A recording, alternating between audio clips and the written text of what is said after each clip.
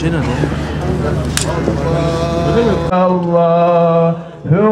Allahu Ekber. Allahu Ekber ve lillahil hamd. Allahu Ekber. La ilahe illallah. Allahu Ekber. Allahu Ekber ve lillahil hamd. La ilahe illallah. Allahu Ekber. Allahu Ekber ve lillahil hamd. Tekbir!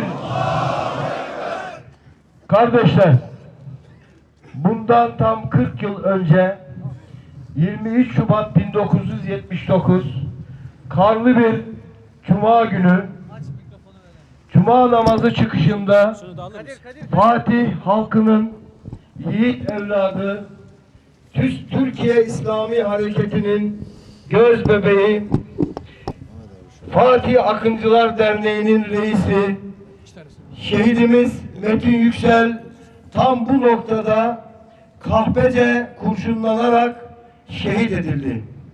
Bugün onun tam 40. yıl dönümü. Bizler Şehit Metin Yüksel platformu olarak şunu ifade etmek istiyoruz ki 40 yıl değil 400 yıl da geçse biz şehidimizin yolunu sürdürmekte kararlılığımızı her yıl burada ifade etmeye devam edeceğiz. Tekbir! Allahu Ekber! Tekbir! Allahu Ekber! Tekbir! Allahu Ekber! Limen kana yercullaha vel yevmel ahire ve zekerallaha kesira.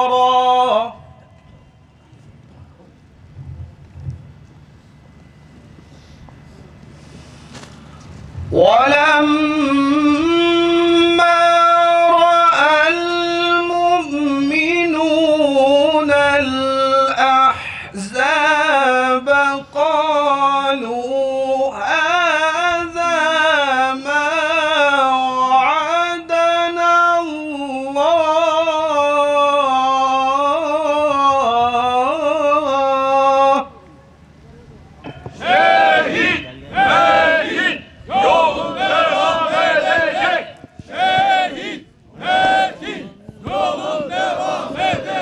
Molla Sadrettin'in mahdumuydu, doğunun ezilen çocuğuydu.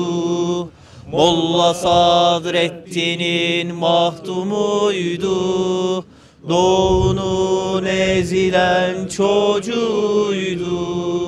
Ey mücahit Metin Yüksel, bizlerin önderi siz şehitler. Ey mücahit Metin Yüksel, bizlerin önderi siz şehitler. Metin Yüksel, ölmedin sen, ölmedin sen. Metin Yüksel, ölmedin sen. Bismillahirrahmanirrahim. Allah yolunda öldürülenlere sakın ölüler demeyin. Tersine onlar diridirler ama siz farkında değilsiniz. Bakara 154. Eğer Allah yolunda öldürülürseniz veya ölürseniz Allah'ın size lütfedeceği marifet ve rahmet onların biriktirdiklerinden daha hayırlıdır. Ant olsun ölseniz de öldürülseniz de muhakkak ki Allah'ın huzurunda toplanacaksınız. Ali İmran 157-158. Müminler arasında öyleleri var ki Allah'a verdikleri sözde dururlar. Kimileri sözüne yerine getirip o yolda canını vermiştir. kimileri de şehitlik beklemektedir. Onlar hiç sözlerini değiştirmediler. Ahzab 23. Hak, tarih, hak ile batıl arasındaki mücadeleden, tevhid ve şirk arasındaki savaştan, mazlumlar ve zalimler arasındaki çarpışmadan ibarettir. Rabbimiz şehitlerle bu mücadelenin tanıklığını yapmak üzere aramızdan şahitler edinmiştir. Şehitler yaşadıkları zamanın adil tanıklarıdır. Şehitler tevhid ile şirki ayrıştıran mihenk taşlarıdır. Şehit, dünyaya dair hiçbir beklentisi olmayan ve yalnızca hakka adanmış olmanın adıdır. Dünyanın varoluşundan bugüne kadar hak ile batıl arasındaki mücadelede ne zaman yolumuzu şaşırsak bize doğru yolu gösteren işaret taşları ve ne zaman karanlıkta kalsak yolumuzu aydınlatan ışıkların adıdır şehit. Şeytanın ve şeytanlaşmışların bize kurduğu hile ve tuzaklardan ancak bu azizlerimizin adımlarını takip ederek kurtulabiliriz. Onlar tüm insanlığın kurtuluşu için en değerli varlıklarını, bedenlerini hiç düşünmeden feda edebilen birer insanlık abideleridir. Zamanımızda dünya istikbarının bize dayattığı ne varsa reddetmek, onların kurduğu ve kuracağı tuzaklara düşmemek ancak şehadet bilincini yeniden kuşanmakla mümkün olacaktır. Şehadet bilincini kuşanmak, dünyevi arzu ve heveslere dair ne varsa kendi adına reddetmektir. Şehadet bilincini kuşanmak, dünyanın neresinde olursa olsun Müslüman kardeşinin derdiyle dertlenmek, gerekirse onun için hayatından vazgeçmektir. Şehadet bilincini kuşanmak, hırsızın, arsızın, zalimin, zorbanın zulmü altında inleyen insanların feryadını işitmek, gerekirse kendi bedenini onların bedenine siper etmektir. Şehadet bilincini kuşanmak, İslam ve Müslümanların izzet ve şerefini korumak, gelecek nesillere ve çağlara bu anlamda mesaj bırakmaktır. Şehadet çağrıdır nesillere çağlara. Şehadet çağrıdır nesillere çağlara. Şehadet çağrıdır nesillere çağlara. Şehadet bilincini kuşanmak, sınırsız, sınıfsız İslam toplumunu oluşturmak için coğrafya, kavim, mezhep, meşrep farkı gözetmeksizin hiçbir hesap yapmadan tüm Müslümanları kucaklayabilmektir. İslam ümmetinin üzerine bir kara basan gibi çöken emperyalizme, Siyonizme, onların işbirlikçilerine karşı direnebilmenin tek yolu şehitlerimizin adımını takip etmekten geçmektedir. Her biri gökyüzünde parlayan yıldızlar gibi olan bu şehitlerimizden birisi de Metin Yüksel'dir. Metin Yüksel'i hayattayken tanıyanlar çok iyi bilirler. O hayatını İslam'a adamış bir Müslümandı. Uluslararası emperyalizmin uşaklığını yapan laik sisteme karşı Müslümanın takınması gereken tavrı takınmış, ömrünü bu uğurda mücadeleye adamıştı. Allahu Ekber. Şehit Metin yolun yolumuz. Şehit Metin yolun yolumuz. Şehit Metin yolun yolumuz. Haksızlık karşısında susan dilsiz şeytandır sözünü en büyük ibadet hakkı müdafaa etmektir diye sloganlaştıran Metin Yüksel ömrünü haksızlıkla mücadele etmekle geçirmişti. Nerede bir mazlum varsa onların sığınağı olmuştu.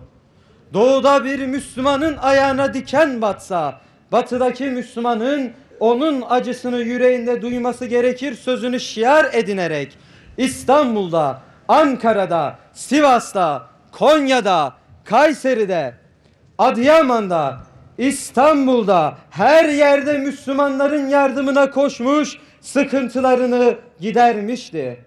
Metin Yüksel sadece kendi coğrafyasının insanı değildi. Sen oradan kıracaksın zincirleri, ben buradan bir gün mutlaka kavuşacak ellerimiz diyerek Moro'dan Eritre'ye, Doğu Türkistan'dan Azerbaycan'a, Filistin'den İran'a kadar tüm İslam coğrafyasındaki Müslümanların sesi ve yüreği olmuştu. Şubat ayı şehitler ayıdır.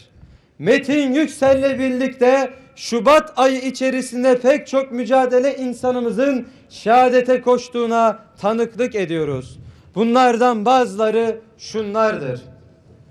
Esat Erbili 4 Şubat 1931 hiçbir ilgisi olmamasına rağmen Menemen olaylarından yargılandı ve idama mahkum edildi. Çok yaşlı olduğundan hastanedeyken 4 Şubat 1931'de zehirlenerek şehit edildi. İskilipli Atıf Hoca 4 Şubat 1926 Şapka Kanunu'ndan 2 yıl önce yazdığı bir risalesinde halkı şapka giyinmeme isyanına teşvik ettiği iddia edilerek Ankara İstiklal Mahkemesi tarafından 4 Şubat 1926 Perşembe günü asılarak şehit edildi. Zelimhan Yandarbiyev 14 Şubat 2004 Cevher Dudayev'den sonra başkan seçilen Zelimhan Yandarbiyev, Çeçenlerin Ruslara karşı mücadelesini Katar'da anlatmaya gittiği sırada 13 Şubat 2004'te arabasına konan bir bombayla şehit edildi.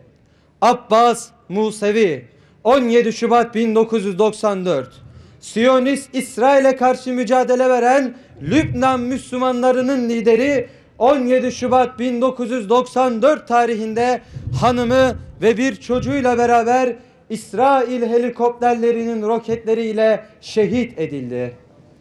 Malcolm X 21 Şubat 1965 hapishanede iken Müslüman olan Amerikalı siyahi Müslüman Amerikan ajanları tarafından 21 Şubat 1965 tarihinde New York'ta konuşma yaparken kürsüde kurşunlanarak şehit edildi. Hasan el-Benna 12 Şubat 1949 Müslüman Kardeşler Hareketi'nin kurucusu olan Hasan el-Benna 12 Şubat 1949 tarihinde bir konferansından çıkarken silahlı saldırıya maruz kalarak şehit edildi. Ne yazık ki Mısır'da dün olduğu gibi zulüm bugün de devam etmektedir. Halkın oylarıyla seçilen Cumhurbaşkanı Muhammed Mursi ve onlarca İhvan Hareketi üyesi kardeşimiz zindanlarda ağır baskı ve işkence altında tutulmaktadır. Henüz birkaç gün önce 9 İhvan üyesi kardeşimiz Mısır diktatörü çağdaş Firavun Sisi tarafından idam edilerek şehit edildi. Şehitlerimize Allah'tan rahmet dilerken Mısır diktatörü ve tüm zalimler için yaşasın cehennem feryadımızı yükseltiyoruz.